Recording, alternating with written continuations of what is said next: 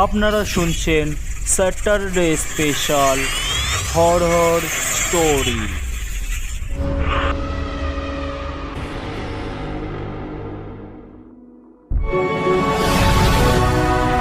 সাহিত্যের রোমাঞ্চকর কাহিনী নিয়ে সাজানো এই গল্প দেবাশিস মজুমদারের কাহিনী রাত যখন গভীর। কণ্ঠপাঠে আমি গোপীনাথ। শুরু হচ্ছে আজকের গল্প রাত যখন গভীর। লাস্ট ট্রেনটা ছাড়তে বেশ লেট করেছিল। মোহন যখন নয়নপুর স্টেশনে নামলো, রাত তখন ভীষণ গভীর। নয়নপুর এমনিতেই ছোট স্টেশন, তার ওপর এই গভীর রাতে স্টেশন চত্বর পুরোপুরি শুনশান। প্ল্যাটফর্মের আলোগুলো কেমন যেন ঘোলাটে। স্টেশনের টিকিট রুমের সামনে একজন রেলগার্ড বসে ঝুরছে।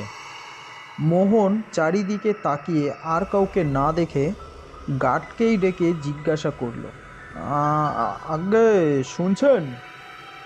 বলছিলাম এখান থেকে মধুগঞ্জ কত দূর বলতে পারেন? গার্ড চটকা ভেঙে জেগে উঠে মোহনকে দেখে অবাক হয়ে নিজের চোখ রগড়ে বলল,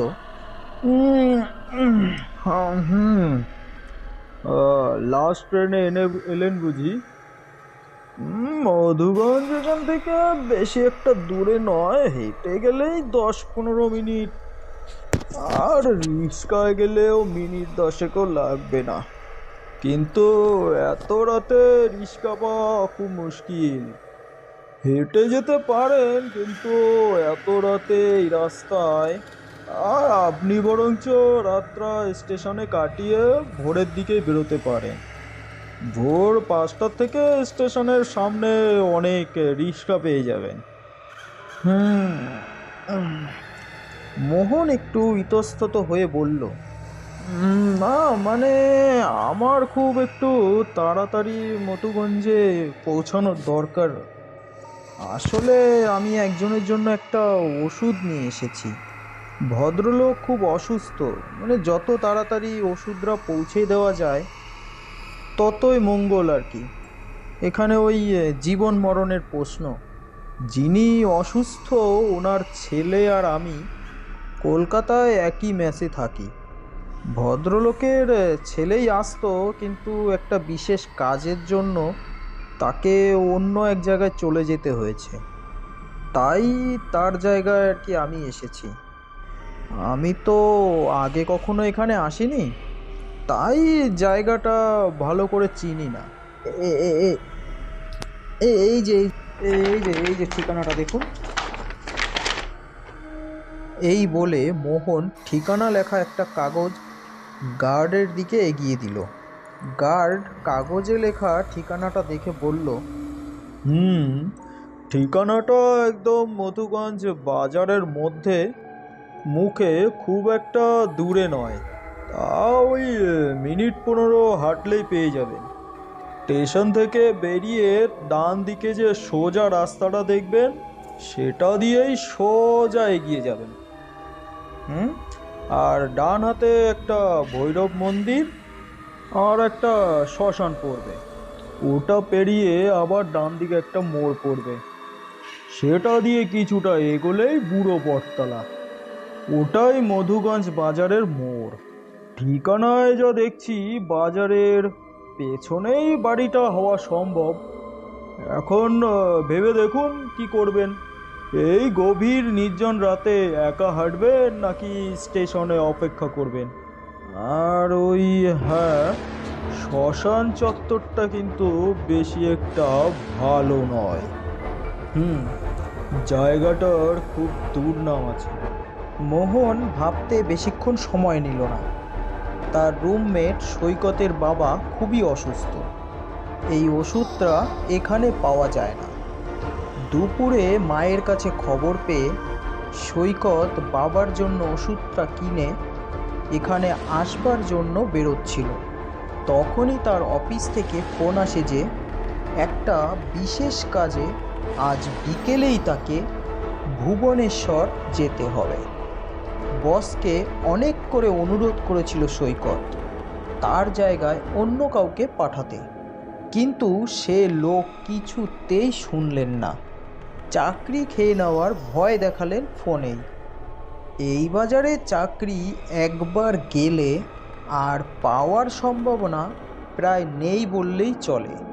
সৈকত তাই অগত্যা বাধ্য হয়েই রাজি হলো। তাকে তখনই বেরিয়ে যেতে হলো। অফিস থেকে টিকিট আর কিট সংগ্রহ করে সে সরাসরি স্টেশনে চলে যাবে, ভুবনেশ্বর যাওয়ার রাতের ট্রেন ধরতে। আর কোনো উপায় না দেখে বাড়ির ঠিকানা লিখে মোহনকে সে দায়িত্ব দিয়ে গেছে বাড়িতে ঔষধটা পৌঁছাবার জন্য। সৈকতের ভরসা মোহন ভাঙবে কিভাবে? তাই পরিস্থিতি যাই হোক, রাতের মধ্যেই ওষুধটা সৈকতের বাবার কাছে পৌঁছে দেওয়ার সিদ্ধান্ত নিল মোহন। এমনিতেই ট্রেনটা লেট করায় অনেক দেরি হয়ে গেছে। এই লাইনে এমনিতেই ট্রেন কম। সন্ধ্যের মধ্যেও শিয়ালদা স্টেশনে পৌঁছেও ট্রেনের জন্য বেশ অনেকক্ষণ অপেক্ষা করতে হয়েছে। তারপর ট্রেনটা আবার লেট করলো। এই ট্রেনটাই এখানে আসবার শেষ ট্রেন। তাই মোহন আর দেরি না করে হাঁটা শুরু করলো। গার্ডের কথা মতো স্টেশন থেকে বেরিয়ে ডান দিকের রাস্তা ধরে হাঁটা শুরু করলো মোহন। সবে মিনিট খানিক হেঁটেছে, হঠাৎ পেছন থেকে একটা প্যাক প্যাক আওয়াজ শুনশান রাতের নিস্তব্ধতাকে ভঙ্গ করে শুনতে পেল মোহন। পেছনে তাকিয়েই দেখল নিশুতি রাতের নিস্তব্ধতা ভঙ্গ করে একটা সাইকেল রিকশার উদয় হলো। রোগা শৃঙ্গের চেহারার একটা লোক রিকশাটা চালাচ্ছে। রিকশাটা কাছে আসতেই মোহন বুঝল চালক বেশ বয়স্ক। রিকশাটা মোহনের পাশে এসে থামল। রিকশা চালক মোহনকে দেখেই বলল, কোথায় যাবেন বাপু? মোহন একটু আশার আলো পেল। এত রাতে রিকশা পেলে আরও দ্রুত পৌঁছে যাওয়া যাবে। মোহন বলল, আগে মধুগঞ্জ বাজার যাব। উঠতে পারুন বাবু, উঠতে পারুন, আমি ওই দিকে যাচ্ছি। মোহন তাও জানতে চাইল, আগে আপনার ভাড়াটা কত? এই রাতের কথা বিবেচনা করে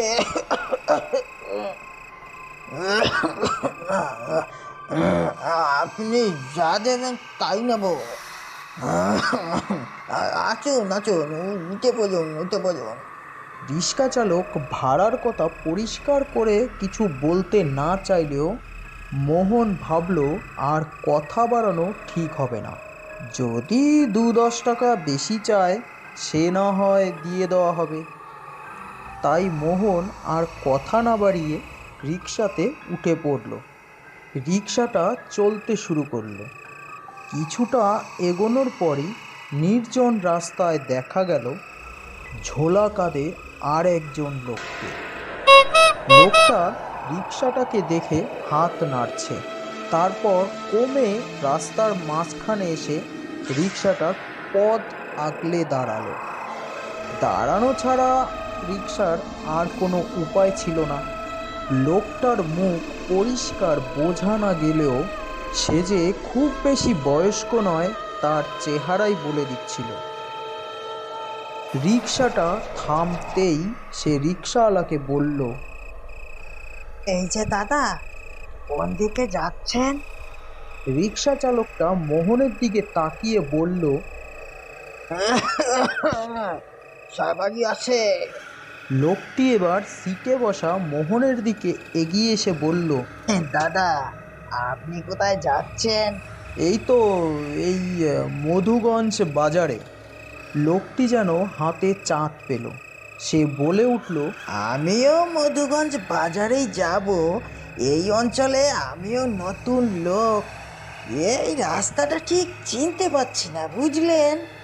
অনেকক্ষণ ঘুরে মরছি। আপনি যদি আপনার রিক্সায় আমাকে একটু জায়গা দেন, এই ভাড়া না হয় আধা আধি করে নেব। আমার মধুগঞ্জ বাজারে পৌঁছানো খুব দরকার। আর এই এলাকাটা নাকি খুব ভালো নয়। খুব বিপদে পড়ে আপনাকে অনুরোধ করছি দাদা, বুঝলেন? এই প্লিজ প্লিজ প্লিজ, ভাড়া না হয় আমি পুরো দিয়ে দেবো। আমাকে একটু হেল্প করতেই হবে দাদা, প্লিজ প্লিজ। লোকটি এমনভাবে বলল যে মোহন তাকে ফেরাতে পারল না। সেও এটাই ভাবলো যে এই রিক্সাটা আজকে না পেলে সেও তার মতো এই পরিস্থিতি হতো। তাই সে বলল, আগে ভাড়াটা বড় কথা নয় দাদা। আচ্ছা ঠিক আছে, আপনি উঠে আসুন। কিন্তু বাবু, মোহন তাকে থামিয়ে দিয়ে বলল, আরে উনি এত রাতে বিপদে পড়েছেন, ওনাকে এইভাবে মাঝপথে ফেলেই দিবা কি করে?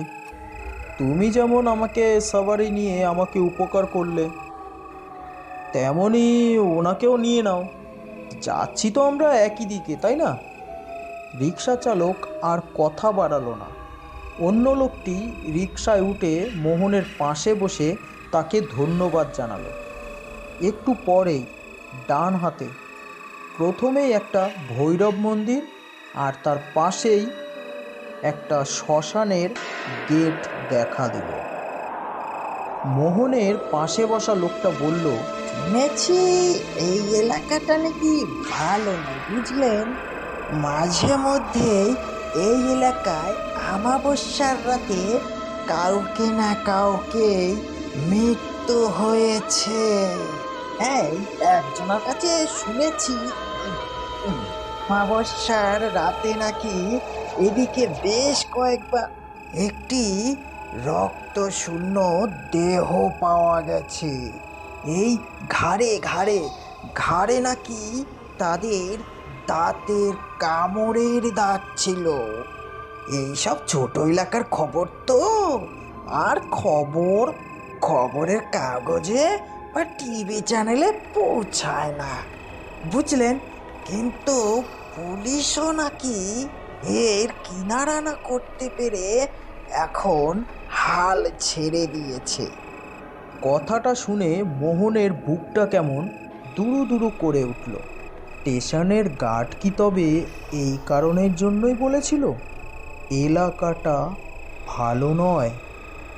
আর এই লোকটাই বাকে এদিকে বলছে এদিকে সে নতুন, আবার এই অঞ্চলের এত খবর পেল কি করে? লোকটা যেন মোহনের মনের কথা শুনতে পেল। একটা দেতো হাসি হেসে বলল, এই মধুগঞ্জে যার বাড়ি যাচ্ছি, এই বারবার করে সেই সব বলে সাবধান করে দিচ্ছিল। মানে সাবধান করে দিয়েছিল আর কি। আর বলেছিল রাতের দিকে যেন না আসি। কিন্তু দরকারটা এমনই যে এই গভীর রাতেই আসতে বাধ্য হলাম আমি আর কি। লোকটার কাঁধে একটা ঝোলা রয়েছে।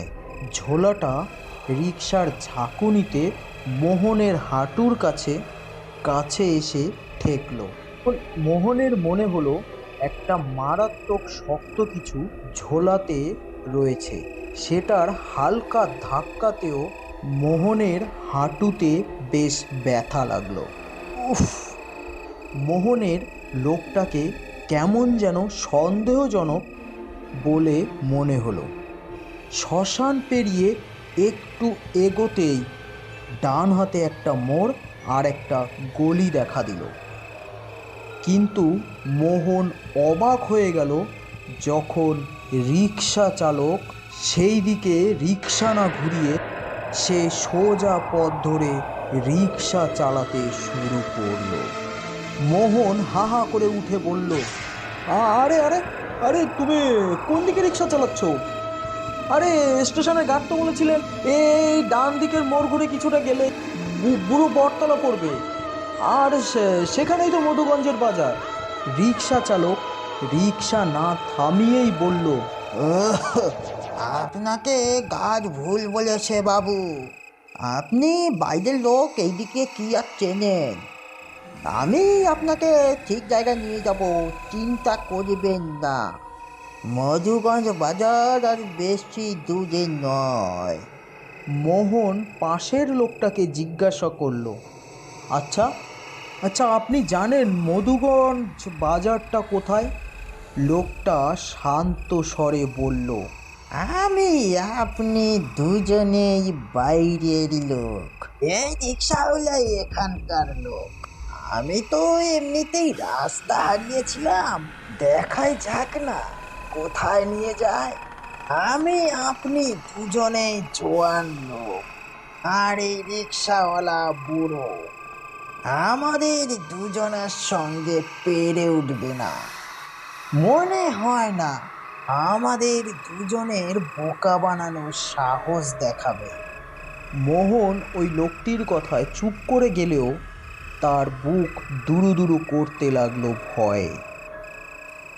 রিক্সাওয়ালা আর এই অচেনা লোকটার কথায় বিশ্বাস করে সে কোনো চরম ভুল করতে চলেছে না তো? একটা সাংঘাতিক ভয়ে মোহন এতটাই আশ্চর্য হয়ে পড়ল যে তার হাত পা অবশ হয়ে এলো। কী করবে না করবে ঠিক করতে না পেরে মোহন বোকার মতন রিক্সাতেই বসে রইল। একটু বাদেই বাঁ দিকে একটা মোড় নিয়ে একটা পুকুরের পাড়ে একটা ফাঁকা মাঠ মতো জায়গায় এসে রিক্সাটা থামলো। জায়গাটা দেখে মোহন আরও ঘাবড়ে গেল। তার পাশে বসা লোকটি কিন্তু ভাবলে সেটা মোহনকে আরও ঘাবড়ে দিয়েছে। এদের দুজনার মধ্যে কোনো সাট নেই তো? এরা তাকে লুট করে মেরে ফেলবে না তো? ভয়ে ভয়ে মোহন রিক্সাওয়ালাকে জিজ্ঞাসা করলো, এ এ কোথায় নিয়ে এলে আমাদের? হ্যাঁ? রিক্সাওয়ালার গলা খ্যান খ্যান খ্যানে শোনালো। সে বলল, আমার তেষ্টা পেয়েছে, আমার তেষ্টা মিটলেই তোমরা তোমার আসল জায়গায় পৌঁছে যাবে। মোহন মাঠের উল্টো দিকে পুকুরের দিকে একবার তাকিয়ে নিয়ে বলল, তুমি তুমি এই পুকুরের জলের টেস্টটা মিটাবে? হা হা করে একটা পুরো হাসি হেসে মোহনের দিকে ঘুরে তাকালো রিক্সা চালক। তার মুখটা বীভৎস পিচাসের মতন দেখাচ্ছে। চোখ দুটো এই অমাবস্যা রাতে লাল আগুনের গোলার মতন জ্বলছে। তার মুখের দুদিক থেকে বেরিয়ে এসেছে দুটি ধারালো ক্যানানিং দাঁত। রিক্সা চালক একটা ভয়ঙ্কর মুখভঙ্গি করে বলে উঠল,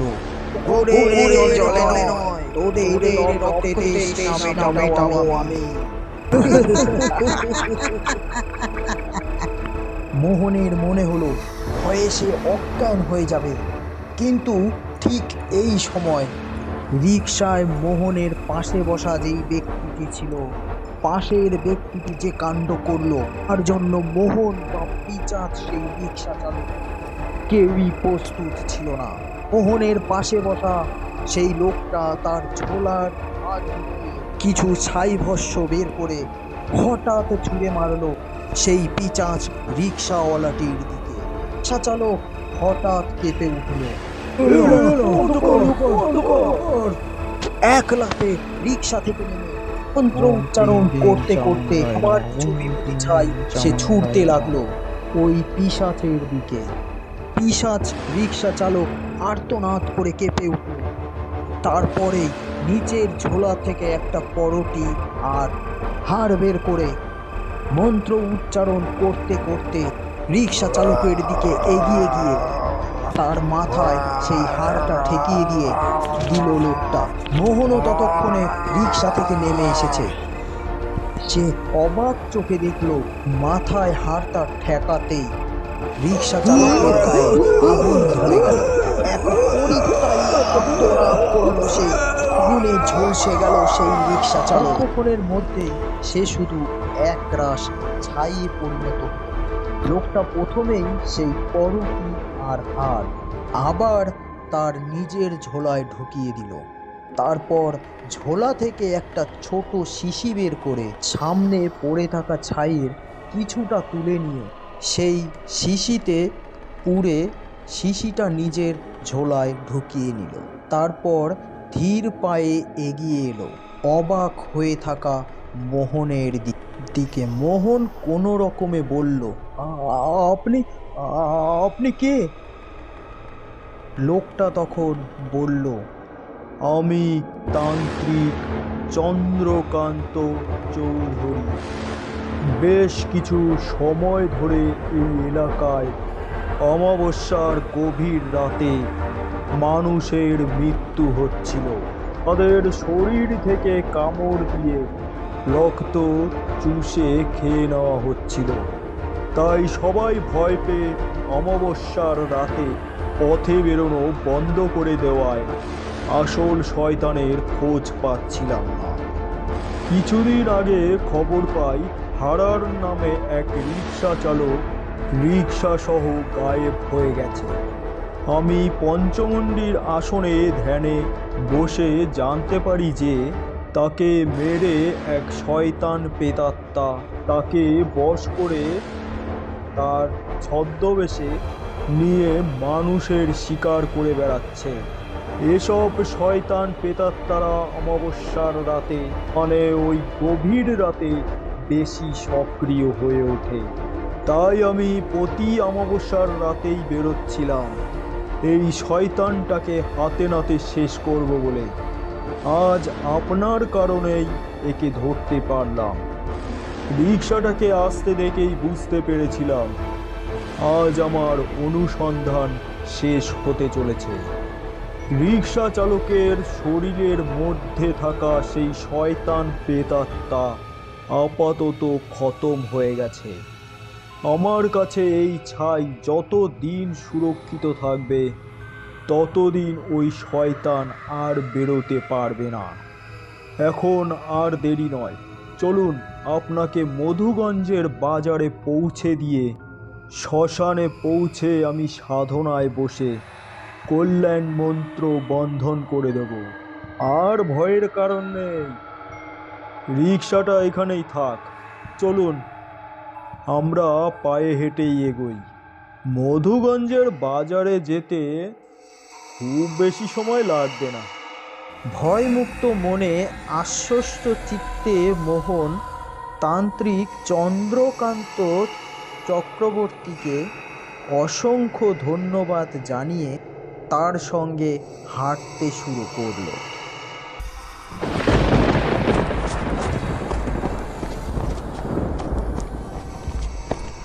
এতক্ষণ আপনারা শুনছিলেন দেবাশিস মজুমদারের কাহিনী রাত যখন গভীর। তো গল্পটি আপনাদের কেমন লেগেছে অবশ্যই কমেন্টের মাধ্যমে জানাবেন। আর যারা আমার চ্যানেলটিকে এখনও সাবস্ক্রাইব করেননি তাদেরকে অনুরোধ করব আপনারা চ্যানেলটিকে সাবস্ক্রাইব করে নেবেন, যাতে আমার গল্পের নোটিফিকেশানগুলো আরও তাড়াতাড়ি আপনাদের কাছে পৌঁছে যায় এবং আমার গল্পটি আপনারা অনুভব করতে পারেন। তো আজকের জন্য এই পর্যন্তই। দেখা হচ্ছে আরও একটি নতুন গল্পের এপিসোডে। ততক্ষণের জন্য সুস্থ থাকবেন, সুরক্ষিত থাকবেন, এই বলে আমার গল্প এখানেই শেষ করছি। ওকে, ধন্যবাদ।